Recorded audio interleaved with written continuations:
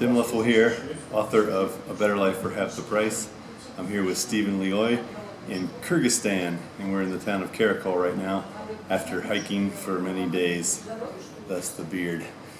So I'm going to get out of the frame and let him talk, but tell us what you did after college and how you ended up in this country. Okay. After college, I moved actually to China as an English teacher and stayed for about a year and a half with the intention of going to law school. Left there to travel just for 6 months that turned into about 2.5 years and ended here because I traveled through Central Asia on a long overland trip and decided that I wanted to study Russian in order to be able to do it better and more. So stayed in Bishkek, actually the capital of Kyrgyzstan, for 2 months the first time studying Russian. Left for a very brief time and then came back to look for a job and to actually settle down.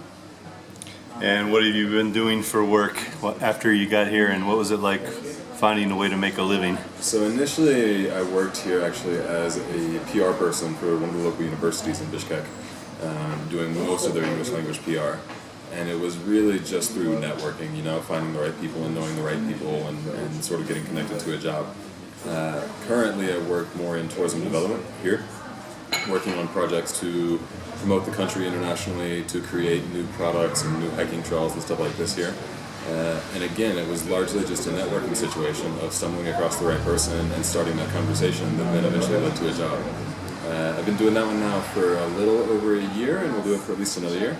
And after that, I don't know, but I also do a lot out of the country for freelance writing, tour leading, stuff like this too. And so it sort of they complement each other. And what other kind of jobs do people have here if they're not a nomad bringing their job with them? So you have a lot of expats actually in the capital, Bishkek. There's a lot of NGOs that are based there, a lot of international organizations like World Bank and UN. So this is one sort of tranche of workers that's not only Westerners, there's lots of Japanese and Koreans in these as well. There are quite a few English teachers because there are, I think, 4 international schools in Bishkek.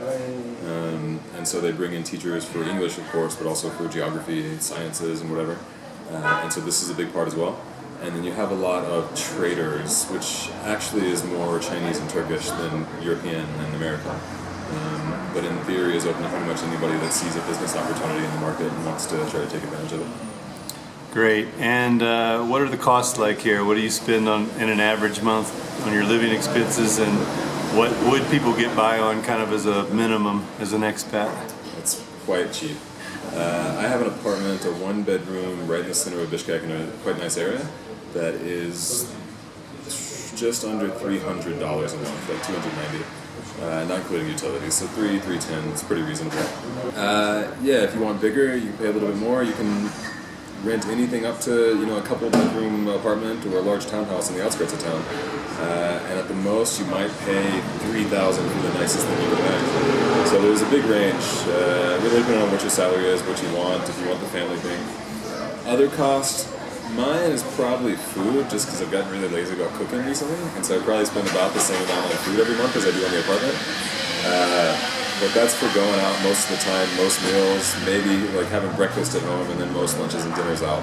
And it's still only about $300 US a month. So overall, globally, it's very cheap prices, and I think a very easy place to live. And then what's the visa situation like if you want to stay on here for, well, first of all, how long do you get as a tourist, and then what do you have to do if you want to stay on? So as a tourist, you get 60 days visa-free. And you can, in theory, do that as many times as you want. They've also now, the 60 days is for sort of primarily North American, European, a couple of richer East Asian countries. But they've also now started an e-visa program that applies, I think, to almost every country, so that you can just go online and apply for the visa, print it out, and bring it with you.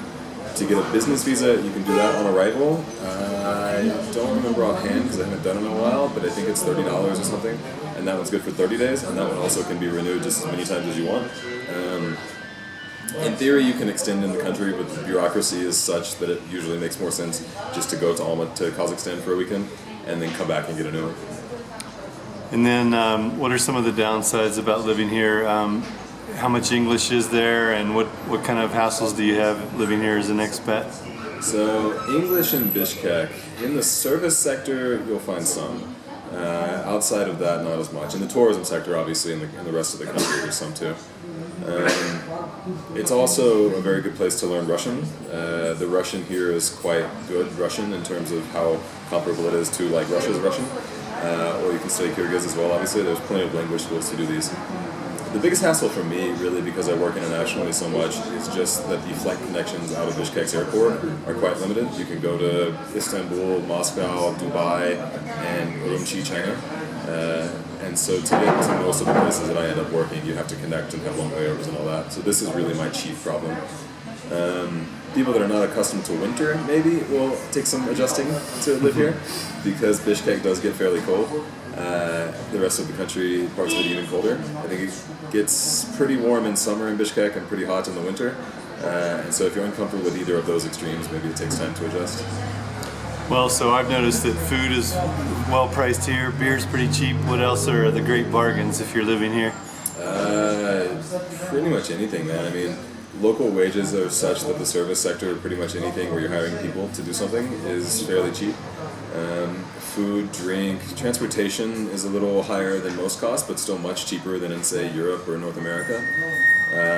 Travel, I think you can organize a horse trek into the mountains for as long as you want to and pay like $25 to $30 a day, which is a bargain. Heli skiing, actually, oddly, it's cheaper here than just about anywhere in the world. I think people go for $600 a day or something, which is less than a third or a quarter of lots of countries. So if you're really looking for activities, especially, and want to sort of balance out your lifestyle in the city with an active lifestyle out in the mountains, which are beautiful here, then it's a really good place to be. Great. Well, thanks for your time. Where can people find you on the internet? So Stephen Lioy, that's Lioy, on a couple of social media channels, and StephenLioy.com is my photography profile. Okay, great. Thanks a lot. Thank you, Tim.